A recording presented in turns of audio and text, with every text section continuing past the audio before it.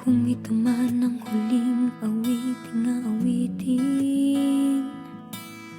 nais kong malaman mong ika'y bahagi na ng buhay ko. At kung may huling sasabihin, nais kong sambiting, niligyan mo ng kulay ang mundo. Kasama kitang lumuha.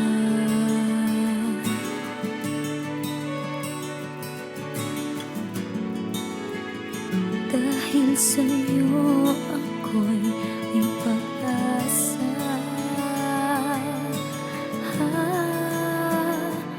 Ang awiting ito'y para sa'yo.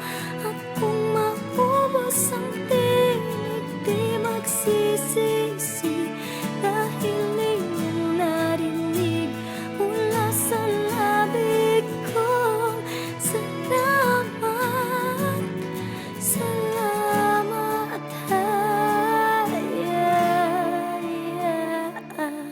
Sana iyong marinig tibok ng damdamin.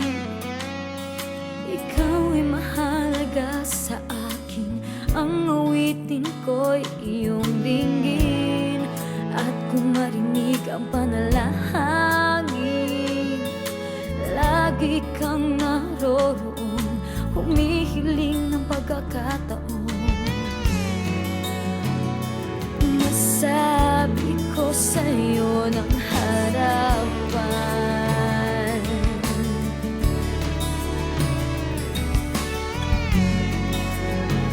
kung gaano kita kailangan.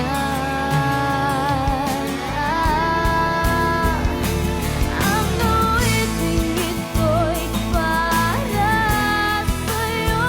At kung maubos ang tinig, di magsisisi. Dahil iyong narinig mula sa labi ko. Salamat, salamat,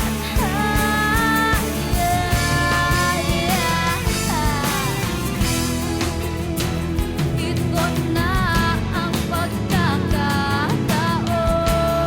Hi Ma'am Leia, I don't know how to start my message, but all I want to say to you is the word thank you. Even we met in a short period of time, thank you for letting us to work with you in almost 1 month, for sharing your knowledge and for motivating us in our everyday duty, for your commitment and outstanding dedication to work. Tunay nga na dapat kang hangaan, sapagkat hindi naging sabagabal ang distansya sa iyo upang ipagpatuloy mo ang iyong trabaho, na nagagawa mo pang ring umiti sa kabila ng pagod at suliranin. Maybe you're not the perfect manager, but I think you're one of the best.